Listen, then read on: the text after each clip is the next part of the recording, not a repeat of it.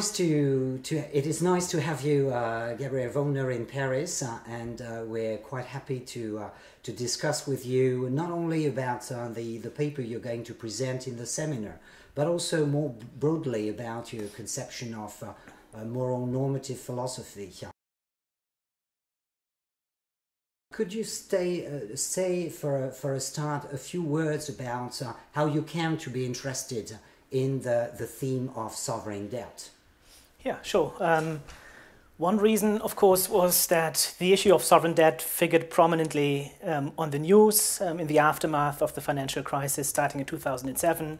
In the newspapers, you could read about Greece, you could read about Argentina, important events with tremendous ramifications for the livelihood of people. In Argentina, for example, unemployment rates went up as a consequence of Argentina's default on its sovereign debt. Unemployment rates went up, inflation skyrocketed, and so on. But surprisingly, political philosophers had very little to say about the moral and political philosophy issues involved in questions or issues of sovereign debt. So there was a bit of a silence on the side of political philosophy, and at the same time, the moral arguments put forward in a political context or a political arena struck me as very unconvincing. If you look at the Greek sovereign debt crisis, for example, politicians, the German Minister of Finance, for example, made statements like, debt has to be repaid, period. Accept that as a norm. Agreements have to be kept, debt has to be repaid. There's no further debate about a haircut or debt relief and so on. So this is what in your paper you call the orthodox position, or the status quo position on debt, sovereign debts. So could you be a bit more specific on this status quo position that says that debts have to be repaid full stop? Where does it come from? Why has it always been the case that sovereign debts were handled in this way? Or is it something new associated with the European Union? So I think the norm of pacta sunt servanda, agreements have to be kept, that's an important norm in international law. It's not just informing the sovereign debt regime, but it also matters in other domains, other areas of international law. The sovereign debt regime, as it currently exists, has historically emerged and took its current form, I think, over the past 30, 35 years, with the main form of financing for states if they become debtors, is through bonds. So states issue bonds, which are then bought by investors, and if they can't service the bond payments anymore, they either enter a state of sovereign default, or they try to restructure their debt, they try to negotiate with their creditors about paying less or about paying at a later time. But the sovereign debt regime as it exists is very chaotic, costly and skewed. So what is wrong with it, basically, and what could be the alternative to this sovereign debt regime? So I think what's wrong with it is, first, there's chaos, right? A lack of structure, a lack of system. It's a very fragmented bargaining process that takes place between the debtor country, Argentina or Greece, and its various different creditors. The creditors are organized in Paris, in a Paris club, if they are sovereign creditors, in London clubs, if they are private creditors, and it's a messy bargaining process in which usually the creditors are in a stronger bargaining position. You could see this in the situation of Argentina. Argentina defaulted in the year 2000. I think that was at that point the biggest default in history. They entered a process of restructuring, renegotiating their debt with private and sovereign creditors, with the IMF and others. An agreement was reached at a certain point in time, but then these so-called holdout investors appeared. Could you explain this point, because I found it very interesting, but I'm not a specialist in the field, so that was a bit complicated for me to understand how on the one side there was already a renegotiation that had taken place, but those other bankers came into the game with this judgment in a court in New York that basically, if I got it right, forced Argentina to pay all the debts, whatever discussions there had been before.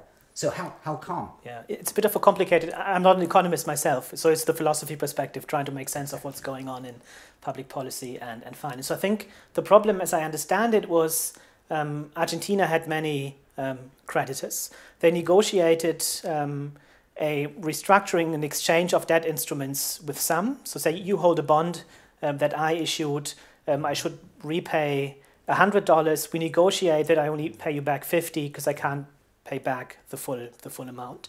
But there isn't only you, there are also many others.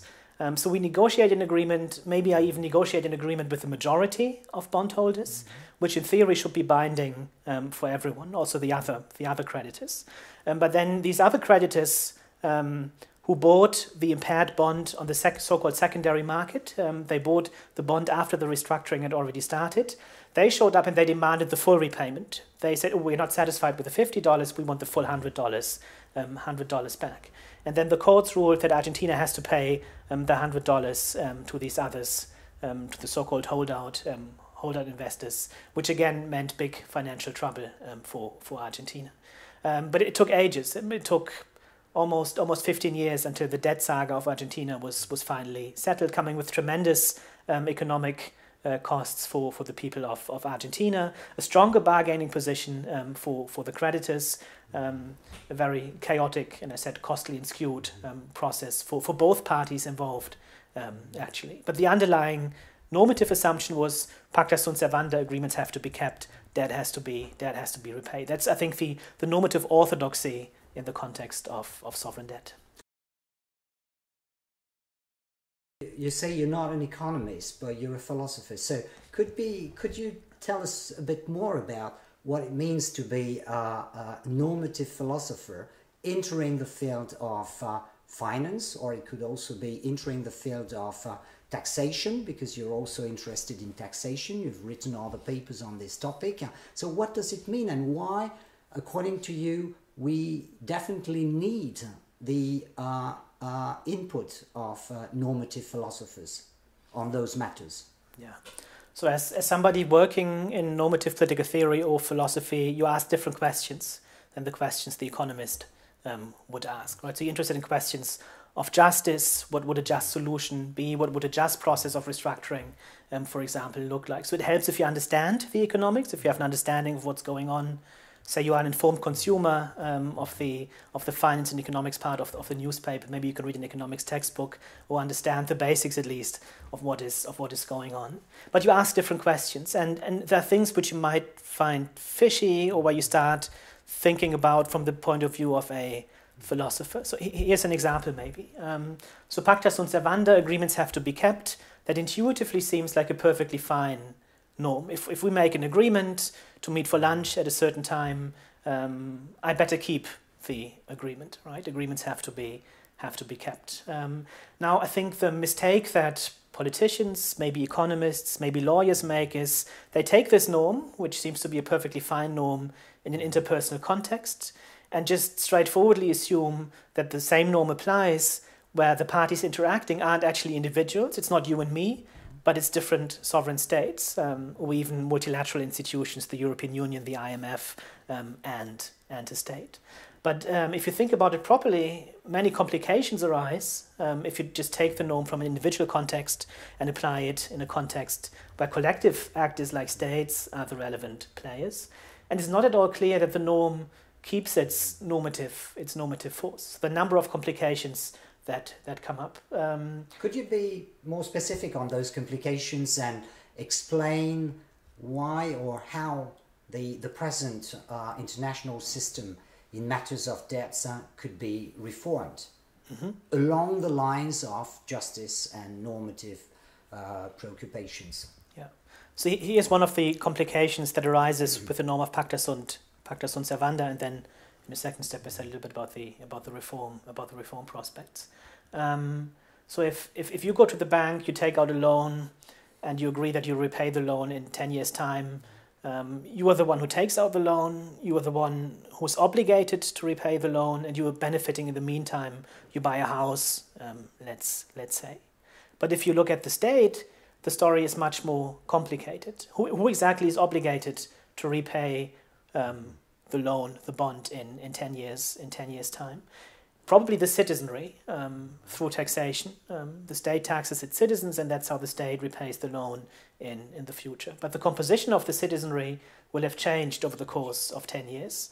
So it's different people who are obligated in the future than those who exist at present times, and maybe even different people if you take a long time perspective who benefit in the meantime. So the model of you entered the agreement, you benefited, and then you're obligated to repay doesn't travel straightforwardly to the international context. So I think it's actually a mistake to just think that pacta sunt servanda applies in the context of sovereign debt, whatever its merits in the interpersonal context where individuals interact with others. Others actually. So it means also, if I get you right, that the individual people in this country, let's say Greece, which was at the center of our discussions in Europe in the past years, that individual Greek citizens may raise complaints against their state or against the European Union or against the international system. So how could you? So the fact that those individuals can raise complaints is not enough. Is it possible just to make all those complaints or use those complaints within a more general model for assessing international policies or assessing, for example, an agreement between European states or banks, IMF, and the Greek governments? Yeah, so this is one of the ideas of the paper that's presented at the seminar. So you're asking the question: we have this sovereign debt regime that exists, and it's unconvincing. There are deficits in many respects. So one question is: what could an alternative sovereign debt regime actually look like? What are the right policies? What are the right institutions to deal with sovereign borrowing and lending? And what to do in a situation where a country is on the brink of defaulting? How to replace the status quo with some alternative? Now, one way to think about this problem is to apply what's called the complaint model, a model originally suggested by contractualists like Tim Scanlon as a general framework for figuring out what's right and wrong. But I think you can also take this model and apply it to a context where what matters is the design of hands-on institutions of, for example, international financial governance. So instead of asking the question, what institutional setup would generate the greatest benefits overall, instead of maximizing the prospects for positive benefits, you ask a slightly different question and you say, so imagine we have the status quo and some alternative. What are the complaints that individuals could raise against going for the alternative or maintaining the status quo? What is the complaint an individual could raise, for example, because they are adversely affected by the status quo or the alternative? It may have an impact on their well-being, on what they can do as individuals who are investing money or saving money or borrowing money, or on them as citizens who are citizens of a state who suffers from the problem of high public indebtedness and so on. So you'd have a complaint, say an Argentinian citizen would have a complaint against sticking with the status quo and not moving on to some alternative. Say somebody who is invested in a hedge fund who's holding Argentinian bonds would have a complaint against an alternative system which makes restructuring easier and shifts bargaining power towards the debtor country, towards Argentina. You ask the question, who would have the bigger complaint? And you go for the option that has the smallest, biggest complaint. You minimize the biggest complaint that anyone has, and that's the preferred policy outcome. So my argument is, if you think just on this, if you allow me for this further question on this, or a follow-up question, how can you say that, because we're in a period of social unrest right now with the Gilets jaunes movement in France and in many other countries, how can you evaluate or measure the I would say intensity or importance of a complaint? Because you say the bigger complaint, but what is the dimension according to which you make the measure? Yeah, so a number of issues matter, right? So first is what exactly is the dimension or the metric in which you measure the complaint? The generic notion you could apply is it matters how an institution or policy affects individual interests. The next question then obviously is what sort of interests are the relevant interests? What interests matter? I think well-being interests are important. Other interests, which you could call agency interests, also matter. Or what you call also autonomy interests. Autonomy interests, what you can do as an individual or as a collective in terms of collective self-determination, in terms of individual self-determination. You can see how one policy may have a positive or a negative effect on your autonomy or on your well-being. And this is very important, this point, because you also add up to that as a third element of comparison, justice. And sometimes people have difficulties considering they're focused on well-being interest. So could you say, would you agree to say that one of the interests of normative political philosophy would be to be able to take into considerations a variety of interests that would not only be well-being interests? Yeah, so I think justice is important in addition to mere well-being interests. If you think about how justice matters in the context of sovereign debt, for example, I think what is at stake is the following. So you have an interest in living in a just society. There will be disagreement about what exactly a just society looks like, but let's take as an uncontroversial candidate the Rawlsian theory of justice with its difference principle. Say inequalities are just only if the inequalities improve the situation of the worst off in society. Fairly ambitious principle of justice. Now state institutions may be better or worse in putting this principle of justice into practice. And I think sovereign borrowing and lending matters greatly for a state's ability to actually put a principle of justice, not just the difference principle, but any principle of justice into practice. Right? So you have an economic downturn. For example, you think it's important to keep people in employment, to improve the situation of the worst off.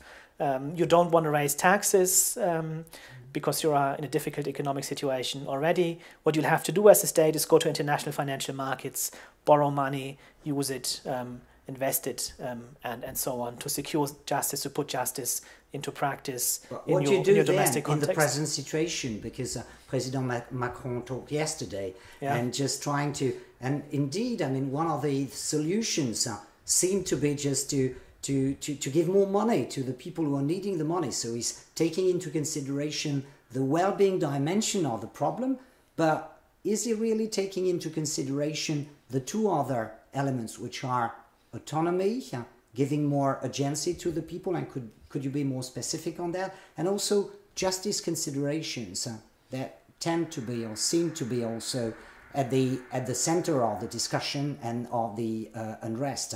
So and sometimes in matters of finding more funding, well, we're within the European Union, so how do you do? I mean, sometimes...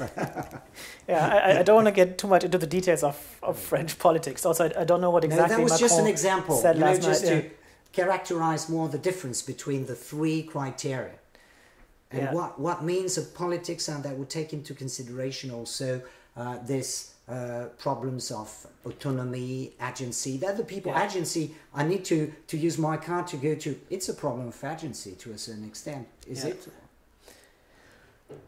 Yeah, so using your car, mobility might be an important component of individual autonomy, right? And this may in part explain the fury underpinning the current French unrest that comes with. You may think, why is a tiny increase on a tax on petrol or gas that big of an issue? Maybe it is an important issue because it has an impact on your autonomy interests. If you live on the countryside, if you have to use a car to get around, go to the doctors, and so on, then it matters that you can afford using your car.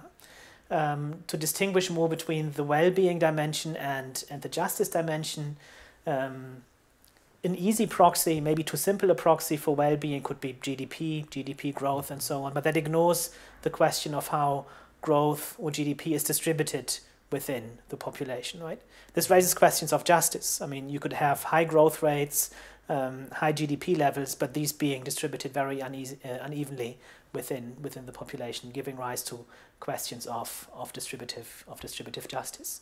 And of course, sovereign debt, to return to that topic, or the existing sovereign debt regime has important ramifications, not only for the ability of the state to put a conception of justice into practice through fiscal policy, taxation, and so on, but also has direct distributive consequences for who is how well off within domestic societies. And I think all these three things matter when it comes to morally evaluating a sovereign debt regime. You wrote a very interesting review of The Capital in 21st Century by Thomas Piketty. Could you just tell us your analysis of the book? Why and also the reasons why the economics of inequality suddenly came to the fore? Whether, as we know, I mean, that was not Piketty's first book, which was not so well read. So what happened in between, and that explains the importance of inequality in the discussion, political discussion. So this may actually be one of the occasions where the philosophers were quicker than the economists, because there are huge debates about the value of equality or the problem of inequality in political philosophy, and actually this ebbed down the discussion in political philosophy when then suddenly there was Piketty with the book making a big splash and so on. But I think the content of the book also explains its success, right? Growing inequality, at least within domestic societies of the OECD countries that Piketty analyzed, growing inequality is an important issue. So my take on the book was again, not an economist, I take the econometrics and the economic history and so on for granted. Extremely interesting results using historical tax data, advanced econometric techniques to arrive at the insights or verdicts that he arrived at. But I think there are a number of interesting normative questions, not only normative questions that Piketty's finding give rise to, but I think some normative questions one could helpfully ask before looking at the data that Piketty collected. So Piketty is not very explicit about why the inequality that he diagnoses is actually problematic from a moral point of view or the point of view of justice. So I think in different passages he says different things. It's undermining the meritocratic ideal underpinning capitalism. If wealth is inherited, it's not that you actually earned it or that you performed well. The meritocratic ideal is not reflected in the inequalities that he diagnoses. In other passages, there seems to be a worry about the stability of society. If inequality becomes too great, then societies become unstable. A worry about the functioning of democratic institutions. If there's too much inequality, what does that mean for the functioning of a democracy? Now, you can probably add to the list. There are other reasons to be worried about inequality. Now, I'm not sure whether you would always arrive at the verdicts at which Piketty arrives, depending on why exactly you think that inequality is problematic. So the takeoff of the 1% is maybe problematic if you worry about inequality from the point of view of meritocracy, say. But other inequalities may take or go to the fore if you worry about inequality for different reasons. So the disappearance of the middle class may be a problem, but not exactly clear for what reasons. For what reasons exactly? Now, if you think about it from the point of view of equality, is a society in which you have people at the bottom end and then a middle class. Is that better in terms of equality than a society in which you have a very few people at the top and no middle class, and then people at a lower level? So Piketty assumes, of course, the 1% society with a disappeared middle class. That's a society of greater inequality. But I think once you start asking questions about why exactly inequality is problematic, you may arrive at a different picture. So you would be more, your position would be more along the line of the position of Harry Frankfurt, who would say that in the end, I mean, inequalities don't matter so much, but what is important is that everybody has enough. No, quite the opposite, actually. Okay. I think that equality is an important value, and that many inequalities are problematic exactly because they are unfair.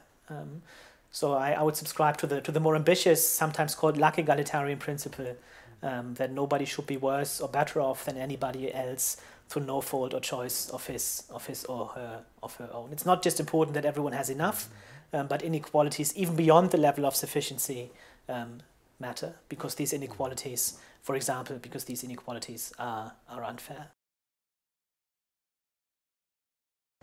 Brings me to another question about the present direction of your work. I mean, one other direction of your work is, if I got you right, concerns non-orthodox Marxism, and as we know, Gerald Cohen was one of the founding figure of analytic Marxism. So could you be more specific on why this non-orthodox Marxism has many things to tell us today?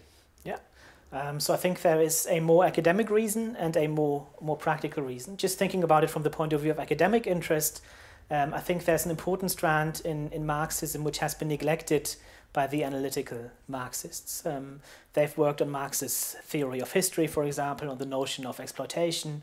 It developed into the Luc egalitarian debate that we just mentioned. Many of the analytical Marxists got involved in this. But I think there are interesting elements, for example, in the early Marx and in Western Marxism, more standardly associated with the critical theory tradition, that it is worth looking at again with the tools of analytic political philosophy at hand. Notions like alienation, reification, themes from the early Marx, but also from a not strictly speaking Marxist tradition, but more of the tradition associated with anarchism. Figures like Bakunin, Kropotkin, Proudhon as a French figure, and for some reason, analytical Marxism never really took off. Right, so Marxism was revisited from the analytic point of view in the 1970s, 80s, and 90s. But there was nothing comparable going on with regards to anarchism. So just out of academic curiosity, it would be interesting to read these classics and see whether there's anything convincing that could be developed as systematically as analytical Marxism from the point of view of contemporary political philosophy. If you had to take just one concept, because we're coming to the end of our interview, one concept among the concepts developed by Proudhon, Kropotkin, and the anarchist thinkers, what would it be? Where would you start this program? Because if I got you right, it's a program, ongoing program. So what would be the essential concept you would like to tackle in an analytic manner? So I think one concept that is important and that could inform also a politically interesting conception of socialism is the concept of agency or political agency, free and rational agency. What does it mean for individuals to act for the reasons that they have? What does it mean for individuals to act rationally and autonomously? And what are the social institutions that make it possible for individuals to act as free and rational agents? I think from that point of view, you can develop an interesting and promising critique of capitalism. The institutions of capitalism make free and rational action impossible, and you can also think about what alternative institutions would look like. How would we have to organize our economy? How would we have to organize our political life to make it possible for individuals to act free and rationally? I think it's important that individuals can act with others in the right ways to secure the conditions of free individual rational agency. What do these institutions look like? Would they be compatible with markets? Would they be compatible with private property and the means of production? Would they be compatible with state institutions as we know them? The anarchism enters the picture again. So I think if you look at agency, an interesting perspective opens up. There was a recent paper by John Roemer in Philosophy and Public Affairs from last year where he says the ideal of socialism has to be revised. Historically, Marxists or socialists have been concerned with exploitation and the elimination of exploitation. He thinks that's a mistake. You have to look at radical equality of opportunity. So he says socialism should be understood as radical socialist equality of opportunity. I think there's a third interesting conception, that's socialism as free and rational agency. And my last question would be about, you're teaching, so you have been teaching in Berlin, you now move to Bayreuth.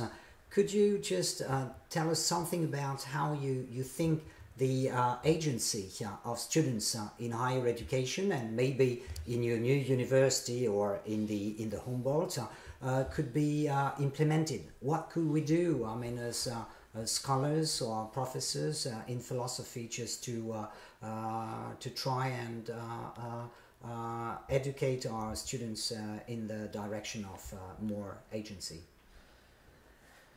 So I think different levels matter, right? One thing is what happens in the classroom. How do you interact with students? What formats do you use when you actually teach? Do you actually succeed in meeting your students eye to eye? And here I think philosophy is a very interesting discipline, because even first year students sometimes make arguments that are pretty good arguments, and arguments that speak against your position, and where you have to admit, oh, it doesn't work as I imagined. Good point. So I think studying or teaching philosophy is very promising in this respect. Another issue is what exactly do you teach? What are the topics that you teach? What belongs into a political philosophy curriculum? Be sensitive to the concerns that students have. Don't teach the classics up and down. Of course, the classics have to be taught, but maybe there are other takes or issues that cater more for issues that are of pressing concern to students, for example. Thank you very much. Thank you.